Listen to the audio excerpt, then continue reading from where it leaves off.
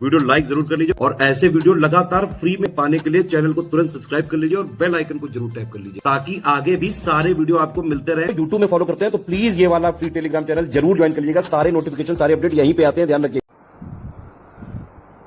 नमस्कार साथियों, स्वागत है आप सभी का स्टडी फॉर सिविल सर्विसेज में। ये क्लास है हमारी इन्वायरमेंट की और इन्वायरमेंट में आज जो हमारा टॉपिक है साथियों वो है परितंत्र के घटक, यानी इकोसिस्टम के कितने घटक होते हैं उनकी आज हम बात करेंगे और महत्वपूर्ण चीज़ों को जानने का प्रयास करेंगे। देखो भाई,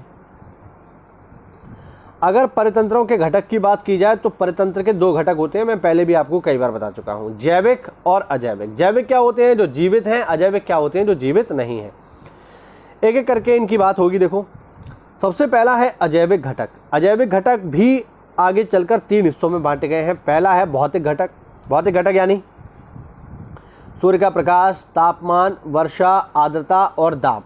ठीक है, इनमें जीवन नहीं है लेकिन ये जीवों के जीवन पर पूरा प्रभाव डालते हैं। लिखा हुआ है यह परितंत्र में जीवों की वृद्धि को सीमित और स्थिर बनाए रखता है, ध्यान रखना।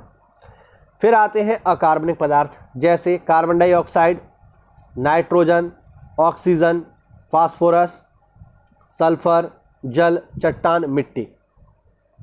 फिर आते हैं कार्बनिक पदार्थ जैसे कार्बोहाइड्रेट, प्रोटीन, लिपिड। लिपिड यानी वसा हो गया एक तरीके का। ह्यूमिक पदार्थ। यह सजीव तंत्र के मूलभूत अंग हैं, इसीलिए ये जैविक तथा अजैविक घटकों के बीच की कड़ी है। अब प्रोटीन है, अब ये भाई जीवित व्यक्ति के लिए जरूरी है। कार्बोहाइड्रेट है, वसा है, तो ये हमें चाहिए। ह्यूमस है ना, मिट्टी के लिए एक महत्वपूर्ण चीज़ है, बिना मिट्टी इसके जो है अनुपजाऊ हो जाएंगे, तो ये काफ़ी महत्वपूर्ण है। अब एक एक करके इनके बारे में बात करें। सबसे पहला है सूर्य का प्रकाश। देखो, सौर विकिरण ऊर्जा उपलब्ध कराता है जो संपूर्ण परितंत्र को नियंत्रित करती है। प्रकाश का भेदन पानी की पारदर्शिता या जल में कण तथा प्लावकों की संख्या पर निर्भर करता है। प्लावक मतलब प्लैंकटन। जैसे हमारे यहाँ जमीन पर है हरी घास या हरे पेड़ पौधे, वैसे ही समुद्र में आपको मिलते हैं प्लैंकटन, ध्यान रखना। प्रकाश के भेदन की सीमा के आधार पर तालाब को सुप्रकाशित, मध्य प्रकाशित एवं अप्रकाशित क्षेत्रों में विभाजित किया जाता है। जहाँ पे खूब सारी सूर्य की रोशनी पहुँच रही है पानी के अंदर, वो सुप्रकाशित है। जहाँ पर कम पहुँच रही है वो मध्यम प्रकाशित है और जहाँ पे बिल्कुल नहीं पहुँच रही है वो अप्रकाशित है, ध्यान रखना। सुप्रकाशित क्षेत्र में पौधे तथा जंतुओं को प्रचुर मात्रा में प्रकाश उपलब्ध रहेगा, वही मैंने बताया। सेकंड नंबर पे आते हैं अकार्बनिक पदार्थ। इन पदार्थों में जल, कार्बन, नाइट्रोजन, फास्फोरस, कैल्शियम तथा कुछ अन्य तत्व जैसे सल्फर, फास्फोरस जो तालाब की अवस्थिति पर निर्भर है सम्मिलित होते हैं। अकार्बनिक पदार्थ जैसे ऑक्सीजन, CO2 पानी में घुलनशील अवस्था में होते हैं, घुल जाते हैं पानी में। और सभी पौधे तथा जंतु भोजन तथा गैसों के विनियमन के लिए पानी पर होते हैं, पानी पीने आते हैं। नाइट्रोजन, फास्फोरस, सल्फर तथा अन्य अकार्बनिक लवण तली के अवसाद में तथा सजीवों के अंदर आरक्षित अवस्था में रहते हैं। इनकी अल्प मात्रा घुलनशील अवस्था में भी हो सकती है, यानी सभी जीवों में अकार्बनिक पदार्थ पाए जाते हैं। बेसिक पॉइंट ये है। कार्बनिक यौगिक कौन कौन से हैं? तालाब में आमतौर पर पाए जाने वाले कार्बनिक पदार्थ अमीनो तथा ह्यूमिक अम्ल तथा मृत पौधों तथा जंतुओं के अपघटित उत्पाद हैं। ये आंशिक रूप से पानी में घुले रहते हैं तथा आंशिक रूप से ही पानी में निलंबित रहते हैं, यानी उसकी तली पर पड़े रहते हैं। ये हुए हमारे अजैविक घटक। अब हम देखेंगे जैविक घटक। जैविक घटक कौन कौन से हैं? तो सबसे पहले है उत्पादक। उत्पादक कौन है?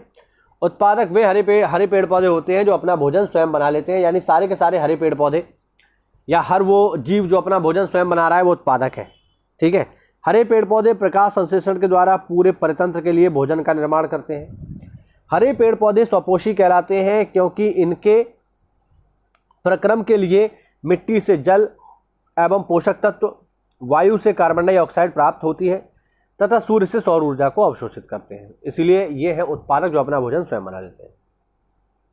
फिर आते हैं उपभोक्ता। उपभोक्ता कौन है? ये विषमपोषी हैं तथा स्वपोषी द्वारा संश्लेषित किए गए भोजन को खाते हैं, यानी उपभोक्ता वो लोग हैं जो उत्पादकों के ऊपर निर्भर होते हैं। भोजन की पसंद के आधार पर इन्हें तीन वर्गों में बांटा जाता है। पहले शाकाहारी होते हैं जैसे गाय, हिरन, खरगोश, ये सीधे पौधे को ही खा लेते हैं।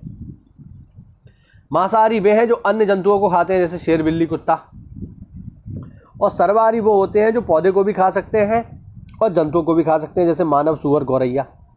ठीक है, ये कीड़े भी खा सकते हैं, जानवर भी खा सकते हैं और पेड़ पौधे भी खा सकते हैं। आगे देखिए, आगे है अपघटक। इन्हें मृतपोषी भी कहा जाता है। यह अधिकतर बैक्टीरिया यानी जीवाणु और कवक होते हैं जो पौधों तथा जंतुओं के मृत, अपघटित और मृत कार्बनिक पदार्थों को सड़ रहे पदार्थों पर अपने शरीर के बाहर एंजाइम द्वारा स्राव करके ग्रहण करते हैं। पोषकों के चक्रण में इनकी महत्वपूर्ण भूमिका होती है, इसीलिए इन्हें अपरदभोजी कहा जाता है। ये फैक्ट है, ध्यान रखना। अपरदभोजी किसको बोलते हैं? अपघटकों को बोलते हैं। अपघटक यानी ये है वो जीव जो सड़े गले जीवों को खा करके अपना जीवन आगे बढ़ा रहे हैं, यानी इंग्लिश में इन्हें कहा जाता है डीकम्पोजर है ये। ठीक है, ये जो बॉडी होती है उसको डीकम्पोज करने का काम करते हैं, वापस से मिट्टी में मिलाने का काम करते हैं। तो ये होते हैं हमारे अपघटक। ठीक है, तो उम्मीद करता हूँ इस छोटे से वीडियो में आपको नई जानकारी मिली होगी। कल की क्लास में हम चर्चा करेंगे उत्पादक या स्वपोषी जीवों की। ठीक है, छोटे छोटे वीडियो लेक्चर हैं, इनको जल्दी से हम पढ़ करके आसानी से सारे के सारे टॉपिक खत्म कर लेंगे। मिलते हैं अगली क्लास में, तब तक के लिए जय हिंद, जय भारत, वंदे मातरम।